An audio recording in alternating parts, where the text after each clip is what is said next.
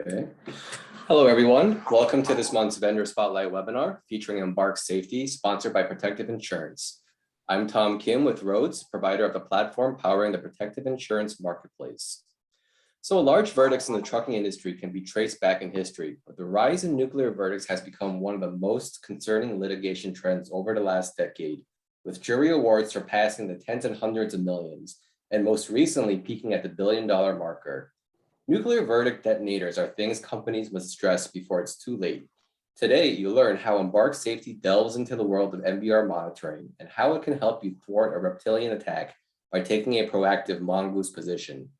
To kick it off, Harry Stork from Protective Insurance will share a few thoughts, followed with a presentation by Chris Galt from Embark Safety. We'll wrap up the session with a quick guide on how to view the Embark Safety solution on the Protective Insurance marketplace. If you have any questions, please use the Q&A or chat button at the bottom of the screen, and we'll address all questions at the end of the session. Now over to Harry. Thanks, Tom. And I'd like to thank everyone for joining our monthly webinar. We have a great turnout this month, so the topic is front of mind for all of us. The plaintiff bar and the nuclear verdicts, we deal with that tough issue day in and day out. Many of our clients are very familiar with either pulling their own MVRs or, as required by law in many instances, doing an annual MVR. But the question rises over and over, well, if MVR is done January 1st, as an example, and they're on the honor system to self-report, what happens for someone that has a DUI or a status change on their license, and we don't know about it until the next pull that we do. So Embark Safety is a new member of our protective marketplace, offering an extremely powerful solution of MVRs and monitoring, and giving fleet safety teams more immediate information to help manage their risk. So with that, I'll turn it over to Chris with Embark to learn more about their platform. Thank you, Harry. I wish I would have written that right up myself. That was a wonderful tee up. So thank you so much. Thank you, everyone that's on the call today. I also recognize that you're going to put your brand reputation personally on the line when you suggest a partner with us, and we take that very seriously. So protecting your company from rising risks, especially with this hot topic of nuclear verdicts. So let me just tell you a little bit about us, and I'll start with our headquarters. So our national headquarters are in Orlando, Florida. And the reason why this is relevant is not only is it the happiest place on earth, but it's also the place of the largest nuclear verdict, which came down last year. You're well aware the $1 billion, right? We thought 411 was the tops, but no, 1 billion really captivated and really sent shivers through all of the trucking companies within the United States. So let me give you a little history of how that happened. About 4 years ago on Interstate I-95 near Jacksonville, about 3 hours north of us, there was a teenager stopped in traffic on I-95 due to an overtrained tractor trailer. Unfortunately, he was hit from behind and killed ultimately by a gentleman or a driver named Russell, who was driving for AJD Business Services. And then also there was another defendant in the case, a Canadian carrier who was also sent down with a nuclear verdict of 98 million. He was on his 25th hour of service, found that he could not read English very well, and he was cruising on cruise control about 70 miles per hour and did not brake into the last moment. But I'll go back to Russell at AJD Business Services. So originally, distracted driving, he was over his hours of service. But as prosecution peeled back the layers of the company and their safety practices, they took a very nasty reptilian approach, as they should, because the company was negligent. In fact, there was no background check done, no history of motor vehicle report done, and this gentleman, Russell, had a record of previous violations. In fact, he didn't even have a CDL. So the company was seen as negligent. So not only do they have to pay out $16 million in emotional distress to the mother of the son that was killed, but $900 million in punitive damages. Why? Negligence, negligence, negligence, negligence. And you should have known as common practice in our worlds today. So we're here to present to you one of these nuclear verdict detonators. We're one piece of the puzzle to help people be proactive and take the mongoose approach versus sit back and think this will never happen to me. So as you guys know, the stats are staggering, right? So I think the important thing to remember out of this is that drivers with suspended licenses are 3 times more likely to kill or seriously injure others in collisions. I'm not going to read through all of these points here. You know that insurance premiums are going up, even if customers are doing everything right. You know that in the past 5 years, there have been 5 times more, more $20 million verdicts in the past 5 years than they were the years before that. And as a Department of Transportation regulated business, your customers are well aware that it's their responsibility every year. And I see some questions coming in, so let me see here. Should check European check. And Chris, we can actually wait off to the end of the presentation for questions. We'll let them come in. Okay, wonderful. Thank you so much. So, so as a Department of Regulated Business, your insured absolutely know that it's their responsibility to at least pull their annual report for each and every driver. But that simply checks the box. It doesn't prevent the fact that Harry originally said, what happens if you pull their annual and then the next day they get into a DUI? Right, so, and then drivers are responsible to self-report. Well, they say up to 40 to 50% of your drivers are not going to self-report. So that could mean that you will be in non-compliance or your partner will be in non-compliance and could be hit with a fine for $6,000 and far worse if in fact there is an accident. So for over a decade, our mission has been very simple. I'm going to flip over the platform in a second so I can give you a 2-minute overview of what it actually looks like. But people actually don't realize that this technology has been around for much longer than a decade. So it is actually a state-provided service. We just provide the technology to make it easy for customers to utilize it. We value innovation, excellence, and a customer-first approach. That's why if an insured is ever referred to us through the Roadz marketplace, they will feel educated and appreciative that they came to us, even if they don't decide with which to move forward. Ultimately, when we connect to the DMVs, and there's 51 within the United States, including DC, when a negative alert or something negative happens on one of the driver's records for your insured, your company, that company is going to receive an immediate alert when new violations or suspensions appear, versus that one time a year antiquated check of MVRs. So lots of differentiators and benefits for your customers. They say that MVR monitoring can prevent up to 35% of FMCSA violations, most of which are CDL downgrades, and it really helps you with predictive driving patterns, seeing those drivers that we need to watch and get off the road. Along with that, you are very well aware of the cost to your driver. So having a nuclear verdict detonator such as MVR monitoring can prevent them from costs of violations. What if one of those drivers is grounded, finding a new driver? If it hits their CSA score, hurting their brand reputation, ultimately customers not deciding to move forward with them. And then of course, I always like to talk about, and you know better than I, rising insurance premiums, or maybe your underwriter or your carrier just saying, we're just going to drop you going forward. But you know about that much better than I do. So we do provide nationwide coverage, real-time notifications, reminders, scoring, and DQ file management system.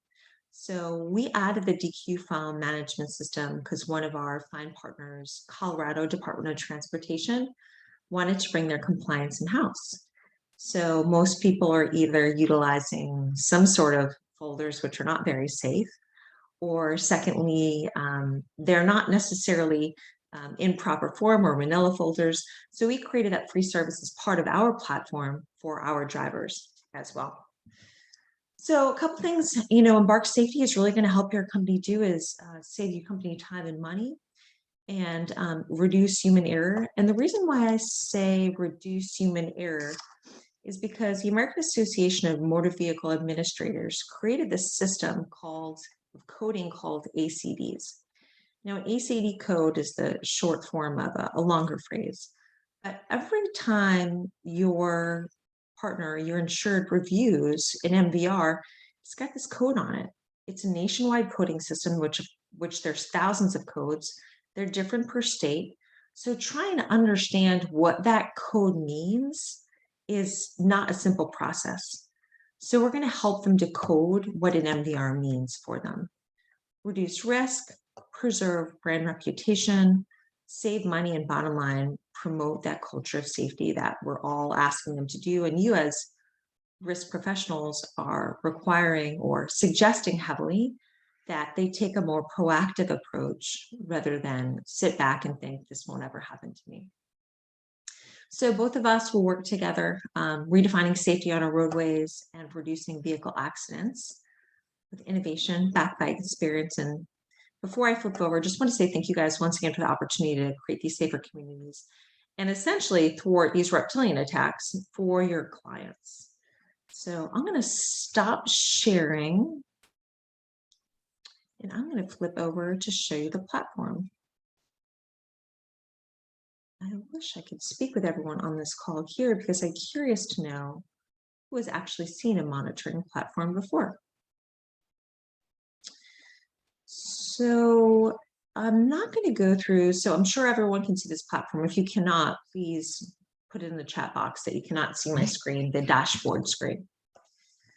So I'm not going to go through the help page and the account page. I'm just going to give a quick overview of what really MVR monitoring is. Safe and secure platform, about 30% of our business is government municipality. So you can understand the audits and the safety protocols that we need to have in place to protect this proprietary information for our customers, of which we have thousands nationwide. Amtrak, Bridgestone, Colorado Department of Transportation, Ohio Transit Risk Authority. I can go on and on.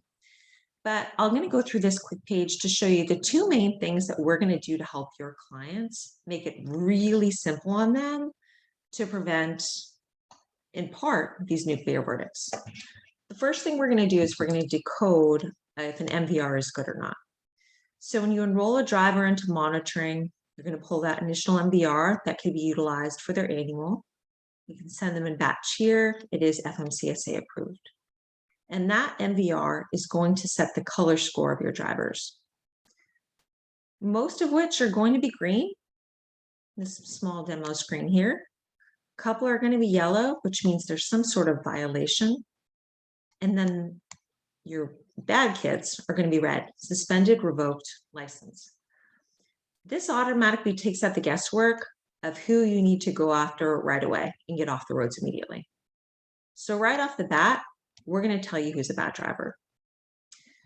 I'll make a quick note. If you do have customers with more defined scoring systems, we absolutely can make a more defined scoring system and add up to 10 additional colors and scores for those specific clients at no additional charge. You could drop down and have customized names here and filter things anyway as well. The other thing I'll just really quickly point on is the alert platform. So for the most part, whoever is managing this technology has 1,300 different duties with which to do. This is not the only thing that they need to do. So 95% of those people who are managing this platform are not actually in the platform. You can have unlimited users, of course, but they're not in the platform because they're waiting for an alert to occur. The only people that are in the platform are maybe going to be people that are pulling pre-employment MVRs, which will go back instantly, with the exception of Ohio and Hawaii in 2 hours. Otherwise, you'll do a pre-employment MVR, which is necessary to see if someone's a good or good driver. And then secondly, the alert platform. The alerts occur when something negative occurs on a driver's record. You will be sent an email alert prompting you or your insured to log into the system. So I'll talk about Eugenie here. Yesterday, if you were in the system, he was green. He panned to red. And ultimately, that sent an alert to the email of the administrator saying, Eugenie Barbados suspended license, hyperlink back in here, and then they'll be able to see exactly what his infraction is and then the DMV report from the state. Ultimately removing questions in between polls and removing the fact that people don't have to log in here all the time. It's so simple. We try to keep it extremely simple for people with which to manage. With that said, I'll show you a couple other things. I'm not going to go through a full length view, but I want to point out a couple other things which are going to be important specifically for your companies and drivers. So if they had a medical certificate, it would be obviously pulled from the state. So you're going to get 30, 60, 90-day reminders. For those that want their annual MVRs, we're going to set and forget when those are due. Most often, those are obviously going to be run within 15 days of medical certificate expiration. And then this is going to be their DQ file manager, at which point they're going to tell us exactly what files they want from us, at which point they could add them here, say for auditing purposes, and set custom reminders and pull reports to see who's in compliance or not. So really simplistic view of what'll happen. Now, a common question I ask or get asked is, it seems like a lot to manage, or how often do I get reminders, or do my drivers get negative infractions? Let's just say for every 100 drivers, 7%. So that's, if you have 100 drivers, that's less than 1 MVR per month. But that is, obviously, if you have 1,000 drivers, that's 70 infractions you would have missed over the course of the year if you only pull them manually. And this is your dashboard, same as your employees, updated in real time, and a little bit more of an aesthetic view of the drivers here. But ultimately, the system's designed to take away the guesswork of how to pull an MVR, if someone's a good driver or not, and then make it extremely easy on all of our customers to let them know, knock, knock, knock, one of your drivers did something unfavorable, so it's time to log back into the platform to see exactly what they did. So it's a very manageable solution. And when I look back at some of the cases and I highlight the need for MVR monitoring, even this one against Warner Enterprises, this was $40 million, and this was last year, $40 million in damages. It was because they were hiring drivers that were disqualified. They failed to use the ordinary care in hiring, training, and supervising and retaining of drivers. They did not pull a background check, and they did not pull an MVR check. Once again, $40 million is paid out by simple negligence. So with that, I appreciate so much your time. And I'm actually going to turn it back over to you, Tom, because I think you have, or maybe we have a Q&A segment now as well, and you're going to show people how to find it on the marketplace. Yeah, we'll end with the Q&A, but thank you, Chris, for that very insightful presentation.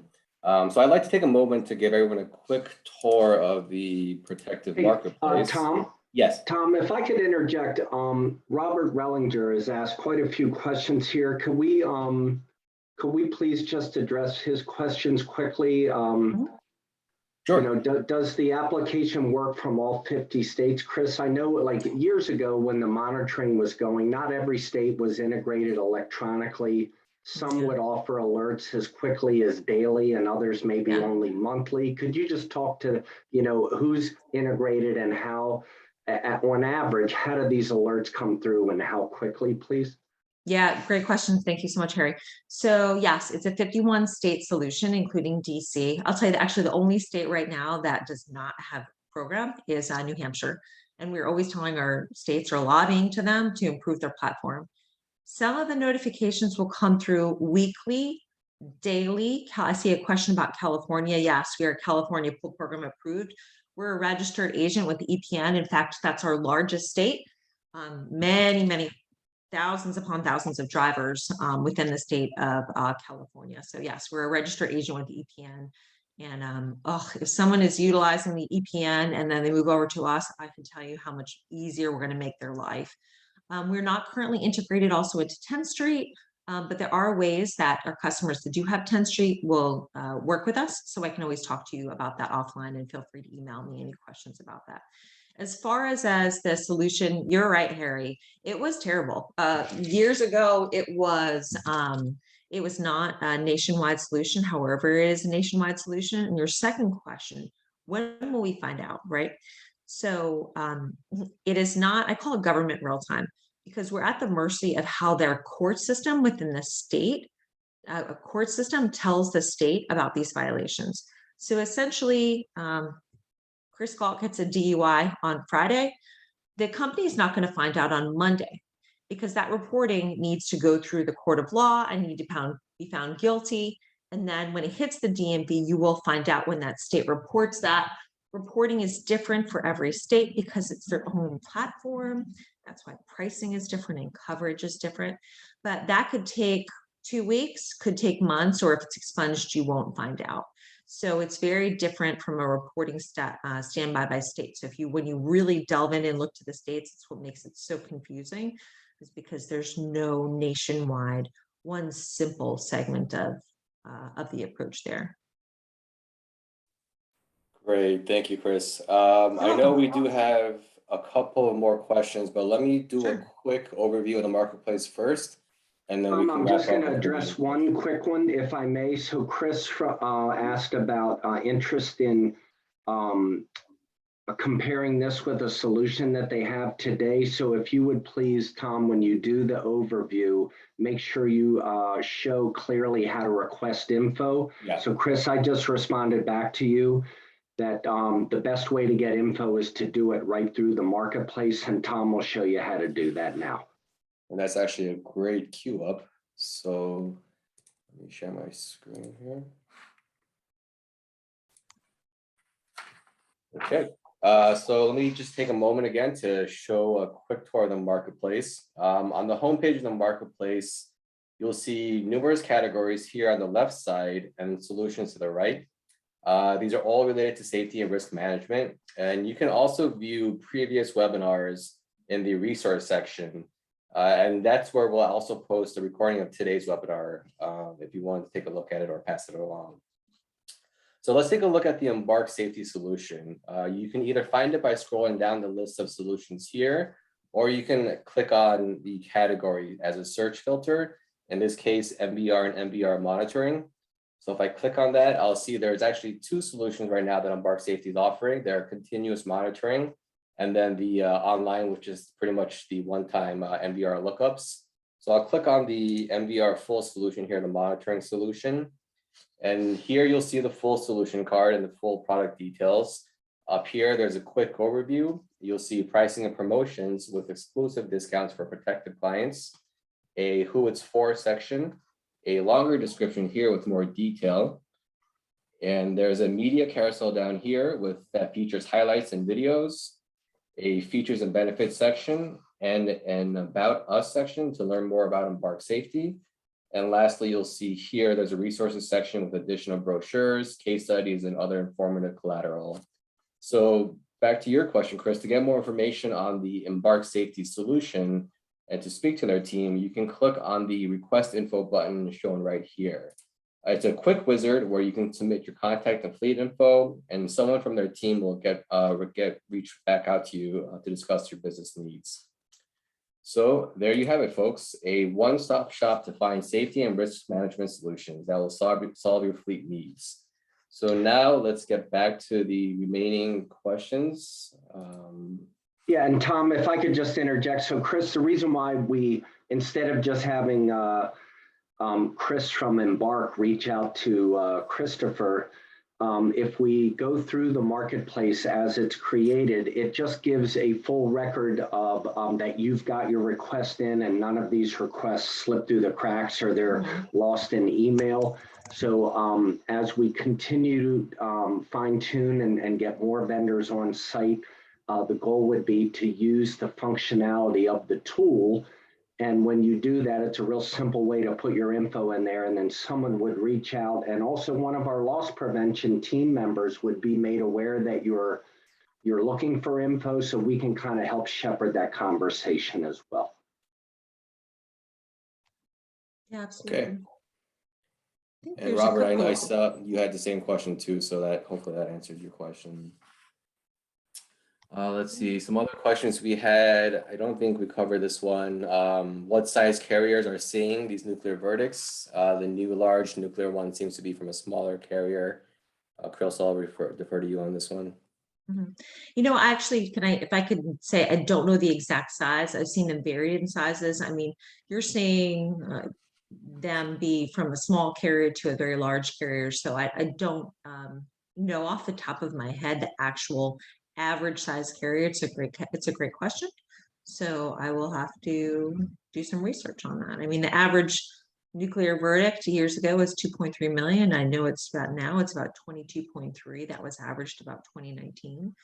Yeah, Chris, our experience is that fleet size is really not a sole determining factor. You know, if you look back a couple of years ago with Werner was the first one, I believe, to go over 100 million. Obviously, they're not a small fleet. So exposure and having a driver slip through the cracks and the plaintiff bar, which is highly organized, motivated, and expert, more so than the defense bar. They are looking for any reptilian theory they can go after, large or small, and they know there's coverage there just by the fact that you have to have coverage being a motor carrier. But the bigger the company, the deeper the pockets. So no one is really exempt from this issue. Yeah, I see a lot of questions here. The FMCSA, Robert, first off, thank you for the note about the stock image. We'll check on that. I saw that, so always appreciate that approach. There was a question about Georgia and I think Mississippi in there. So I'll tell you, out of this certain states, Georgia and Mississippi, they report monthly.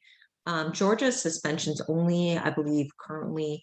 And Mississippi actually made a change to actually require the last 4 digits of your social security now with their monitoring platform. So Georgia is suspensions only. They're not reporting convictions. They do have a monitoring program in place, but those are one of the states that we're lobbying to say, hey, you need to improve your platform. In regards to the FMCSA annual, so there's 18 states right now recognized under the FMCSA that if a partner is utilizing a monitoring platform or third-party monitoring platform, that's usable in place of the FMCSA.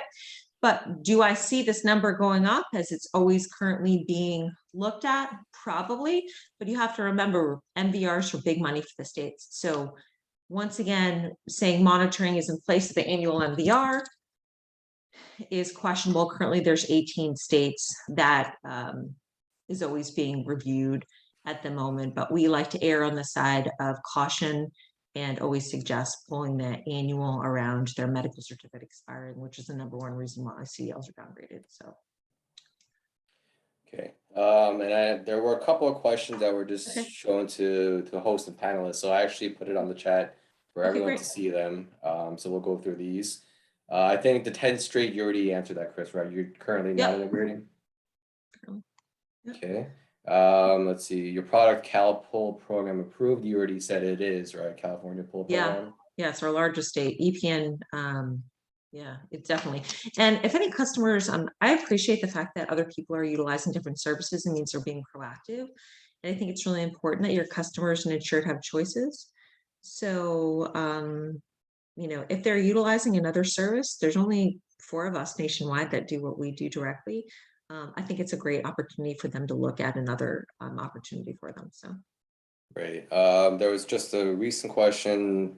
Can we have a sample of your MVR report? Let's see the best way we can do that. Maybe, Chris, we can put one on your solution card. If not, we can also send out a copy with the recording afterwards to all the registrants. Yeah. Yeah, David, we'll think of a mechanism to get you a sample of MVR reports. Yeah, whether it's on great the question. solution card itself or we put it out in the email afterwards. Mm-hmm. Let's see, there was a question on comparison to supervision and Samba safety. If you want to do a quick. Yeah, you know, I think that a lot of that's really determined by about what the needs of the carrier are. Like, are they looking for a DQ file manager? Are they looking for super simplicity?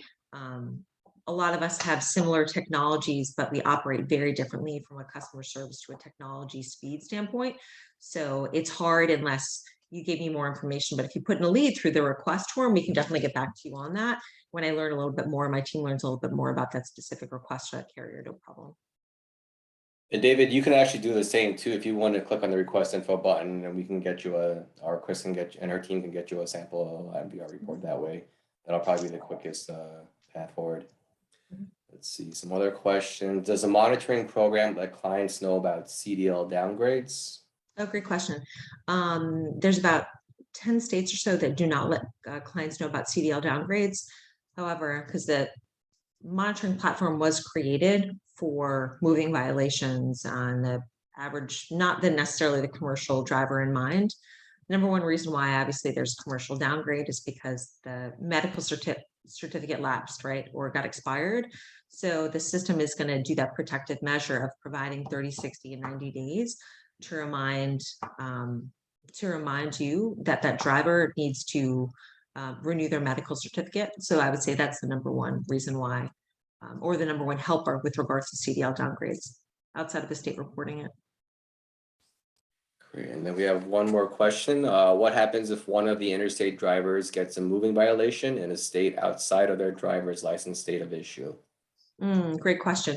I wish I could say it was so easy because the states communicate at different levels, but the Commercial Motor Vehicle Safety Act, I think it was 1986, that there could be only one license to one driver. So one record, it's their unique identifier is their license. So if someone is in New York and they're driving across the interstate and they get a violation in Connecticut, ultimately Connecticut will report that back to New York. So sometimes it's faster than others just upon how states report, but the state's responsibility is to report to that home state that that violation occurred within that state. Thanks, Tom. Great. So it looks like that's all the questions that we had for today. Thank you, Chris, again for joining us today. And thank you, Harry, for sponsoring today's Vendor Spotlight webinar. Please, everyone, visit the Protective Marketplace, take a look at Embark Safety Solution and other solutions that can fit your safety and risk management needs. And we look forward to seeing you on our next monthly Vendor Spotlight. Thank you, everyone. Absolutely. Thank you, everyone, for your consideration. Have a wonderful weekend. Thank Bye you, now. Chris.